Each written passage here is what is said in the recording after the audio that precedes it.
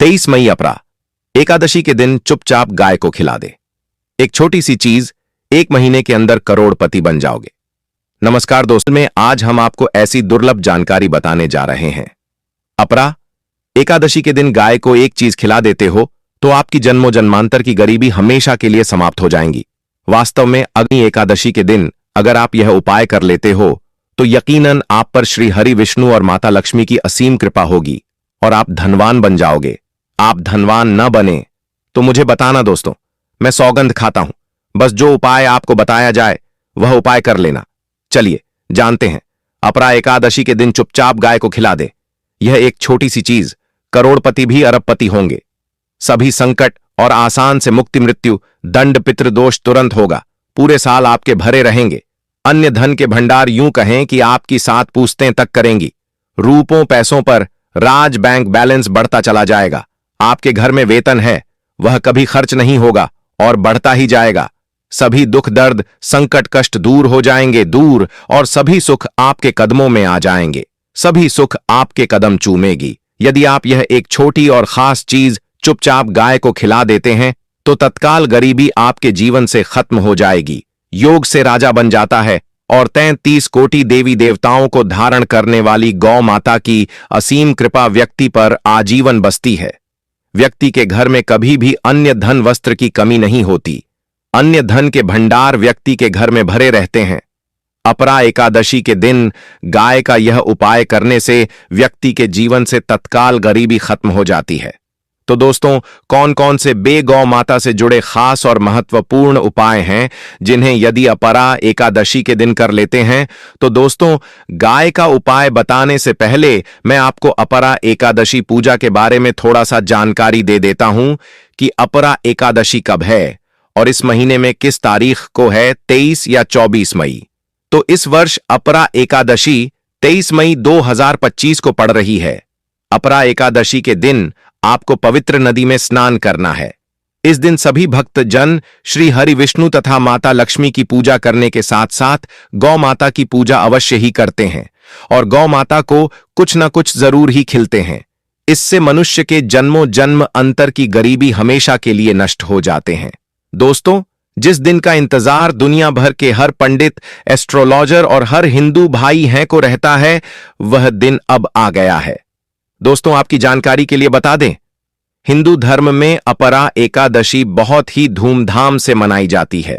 इसमें सबसे पहले भगवान विष्णु की पूजा की जाती है, माता तुलसी की पूजा की जाती है, देवी देवताओं की पूजा की जाती है और जो भोग बनाया जाता है वह विष्णु और माता लक्ष्मी और उनकी विधि विधान से पूजा की जाती है। गौ माता की पूजा की जाती है, लेकिन इनमें सबसे ज्यादा महत्व अपरा एकादशी का माना जाता है।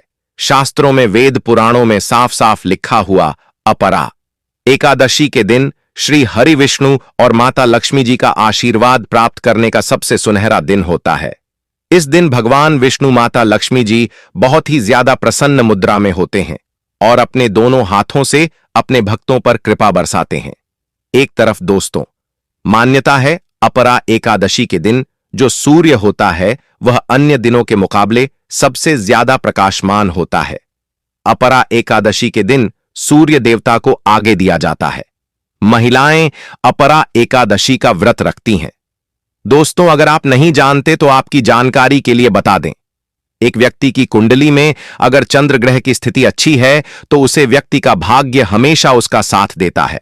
वह व्यक्ति जिस कार्य को भी शुरू करता है उसे कार्य में उसको सफलता प्राप्त होती है। इसीलिए अपरा एकादशी को हमारे हिंदू धर्म में बहुत ही ज्यादा विशेष और खास महत्व दिया गया है। आप लोगों की जानकारी के लिए बता दें, अपरा एकादशी के दिन 52 तरीके के शुभ योग बन रहे हैं। कई सालों के बाद सूर्य का प्रकाश इतना प्रकाशमान होगा जितना कभी नहीं हुआ। 130 साल में ऐसा दुर्लभ संयोग बनने जा रहा है। लक्ष्मी योग, ग्रह योग, नक्षत्र योग, अमृत सिद्धि योग जैसे शुभ योग का निर्माण हो रहा है, क्योंकि अपरा एकादशी के समय में पूरे दिन का व्रत करना चाहिए और श्री हरि विष्णु और माता लक्ष्मी का आशीर्वाद प्राप्त होता है। अपरा एकादशी के दिन ब्रह्म मुहूर्त में सोकर नहीं उठ सकते हैं, किसी पवित्र नदी में जाकर स्नान नहीं कर सकते हैं, पूरे दिन का व्रत नहीं रख सकते हैं। वैसे तो दोस्तों, अपरा एकादशी के दिन स्नान और प्रातः का विशेष ही महत्व होता है, लेकिन इस दिन अगर आप ज्योतिष शास्त्र तंत्र शास्त्र के अनुसार एक गाय वाला उपाय विधि विधान से अपरा एकादशी वाले दिन कर लेते हैं तो आपकी जन्मों जन्मांतर की गरीबी हमेशा के लिए समाप्त हो जाएंगी। वास्तव में अगर आप अपरा एकादशी के दिन अगर आप यह उपाय कर लेते हो तो यकीनन आप पर श्री हरि विष्णु और माता लक्ष्मी की असीम कृपा होगी और आप धनवान बन जाओगे। इस दिन सभी वक्त जन श्री हरि विष्णु तथा माता लक्ष्मी की पूजा करने के साथ साथ गौ माता की पूजा अवश्य ही करते हैं और गौ माता को कुछ न कुछ जरूर ही खिलते हैं। अब आप सोच रहे होंगे कि गाय को ऐसा क्या खिलाने से और ऐसा क्या उपाय करने से आपको भगवान विष्णु और माता लक्ष्मी का आशीर्वाद मिल सकता है। तो दोस्तों, आपने देखा होगा जब भी आपके घर पर दिवाली की पूजा होती है या धनतेरस की पूजा होती है या फिर एकादशी की पूजा होती है तो आपके घर वाले गौ माता की पूजा जरूर करते हैं और गौ माता को जो भोग होता है उसमें से कुछ ना कुछ खिलाते हैं, ज्यादा नहीं तो 2 पूरी अवश्य ही खिलाते हैं। तो दोस्तों, आपको इस उपाय को अपरा एकादशी वाले दिन ही करना है और सूर्य देव को आगे देना है और उनकी विधि विधान से पूजा करना है। इस बार जो अपरा एकादशी क्योंकि इस वीडियो में आपको गौ माता से जुड़े उपाय के बारे में बताने वाले हैं जिन्हें करने से आपके जीवन के जो भी दुख दर्द संकट है या कामयाबी होने में कोई बाधाएं आ रही है सभी से छुटकारा मिलने वाला है। यूं कहें कि आपके जीवन में अपार धन सुख, कभी भी धन से संबंधित परेशानी नहीं रहेगी। यदि आपकी जिंदगी प्रबल हो जाएगी, धन प्राप्ति के योग्य बन जाएंगे और जीवन में सदैव अन्य धन के भंडार आपके घर में भर रहेंगे, अन्य धन वस्त्र कभी कमी नहीं होगी। आपको बता दें, इस होली भगवान विष्णु की पूजा के साथ साथ हनुमान जी मंगल देवता और भगवान शनिदेव की भी पूजा जरूर करनी चाहिए। आपको बता दें कि इस दिन यदि आप हनुमान जी और मंगल देवता भगवान शनिदेव की पूजा करते हैं तो मंगल का ग्रह जनित दोष भी दूर हो जाता है। व्यक्ति के जीवन में धन सुख संपत्ति की प्राप्ति हो जाती है, समस्त मनोकामना व्यक्ति की पूर्ण हो जाती है। दोस्तों, आपको हम बता दें कि ऐसी ज्ञानवर्धक जानकारी आपको हम पैसों में भी बांट सकते थे, पर हमारे चैनल का मकसद है जनहित में जन कल्याण एवं जन सेवा करना। इसीलिए आपके लिए जो जानकारी बताते हैं वह फ्री में बताते हैं, इसलिए आप इस वीडियो को भी जरूर लाइक करें। और दोस्तों, मैं आपसे एक अनुरोध और करना चाहूंगा कि आप अपनी राशि कमेंट बॉक्स में जरूर डाल दें, जिससे कि आपकी राशि के अनुसार हम आपको कुछ ऐसे उपाय बता सके जिससे आपको लाभ की प्राप्ति हो, क्योंकि हम राशि से जुड़े उपाय भी आपको बताते हैं। तो आप कमेंट बॉक्स में अपनी राशि हमें जरूर बताएं या अपना नाम बताएं जिससे आपके लिए कुछ हम ऐसे उपाय बता सके। साथ में जय गौ माता अवश्य लिखें दोस्तों। साथ ही से एक उपाय तो जरूर करना है। गाय का उपाय बताने से पहले एक उपाय आपको बता दें। इस उपाय को लाइक जरूर करें। क्या करें कि शाम के समय पीपल के पेड़ के नीचे आपको सरसों का चौमुखी दीपक, आटे का दीपक बनाना है। चौमुखी दीपक में आगे की बाती लगाकर सरसों के तेल का दीपक जला देना है। आटे का दीपक बनाएं, जो मुख्य तेल डालें उसमें बाती ही डालें। लाल वाली कलावे की दीपक जला दें। 4-4 बाती लगाकर चारों दीपक मतलब 4 भाग उसके बन जाएं। हर एक भाग को जलाएं और बीच में 2 सबूत फूल वाले लौंग भी डाल दें। फिर देखिए कैसे चमत्कार आपके जीवन में होता है। शाम के समय जलाकर उसे छोड़ें, मनोकामना मांगकर छोड़ दें। दोस्तों, अभी तक अपने चैनल को सब्सक्राइब ना किया हो तो जरूर कर लें, इससे आपको और भी ज्ञानवर्धक जानकारी सीधे माध्यम से प्राप्त हो सके। दोस्तों, यह गौ माता वाला उपाय बहुत ही प्रभावशाली उपाय बताया मैंने आपको। इस उपाय को जरूर करें, बहुत ही लाभकारी उपाय बताया है, बहुत ही आपको लाभ देगा यह उपाय। और अब बात करें गौ माता से जुड़े कौन कौन से उपाय आपको इस दिन मतलब गाय से जुड़े जिन्हें करने से व्यक्ति को 7 पीढ़ियों तक बैंक बैलेंस की कमी नहीं होती, दुख दर्द संकट कष्ट दूर हो जाते हैं और सभी सुख व्यक्ति के कदमों में आ जाते हैं। तो दोस्तों, अपरा एकादशी के दिन आपको भगवान विष्णु माता लक्ष्मी माता की विधि विधान से पूजा करना है और उसी के साथ गौ माता की पूजा अवश्य करना है।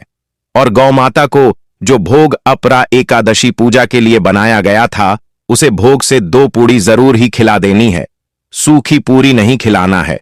पूड़ी के ऊपर आप मिठाई या कोई सब्जियां, हलवा जो भी बनाया है वह आपको गौ माता को जरूर ही खिलाना है। दोस्तों, हर एक और मांगलिक काम में गौ माता या उनसे जुड़ी चीज जैसे गाय का गोबर, गोमूत्र, गाय का दूध अथवा गाय के दूध से बना घी जरूर शामिल करें। इससे आपको पुण्य भाव की प्राप्ति होगी। सनातन परंपरा के अनुसार जिस घर में गाय होती है उसे घर से जुड़े सभी वास्तु दोष स्वयं खत्म हो जाते हैं, क्योंकि पंचम या के बिना कोई भी पूजा पाठ और हवन सफल नहीं होता। दोस्तों, महीने में एक बार हो सके तो परिवार सहित एक बार गौशाला जाने का नियम जरूर बनाएं और हो सके तो गायों को हरा चारा जरूर खिलाएं, जिससे सभी वास्तु दोस्त शांत हो जाते हैं। दोस्तों, आपका प्रिय चैनल कभी किसी को भी गलत जानकारी नहीं देगा और इनसे जुड़े दोषों का निदान हो जाता है। गर्मियों में गौ माता को पानी पिलाएं और सर्दी में गौ माता को गुड़ जरूर खिलाएं। ध्यान रखें कि अपरा एकादशी वाले दिन गौ माता को गुड़ जरूर ही खिलाना है। गर्मियों में गाय को गोदना खिलाए। अनेक देवी देवताओं को अपने शरीर पर धारण करने वाली गौ माता से जुड़े कई शुभ और अशुभ संकेत भी होते हैं। मतलब गाय का दूध दौड़ते समय यदि गाय ठोकर मार दें और सारा दूध बिखर जाए तो अपशगुन होता है। यदि कोई यात्रा पर निकल रहा हो और गाय अपने बछड़े को दूध पिलाती सामने आ जाए तो निश्चित रूप से कि यात्रा के लिए आप निकले हैं।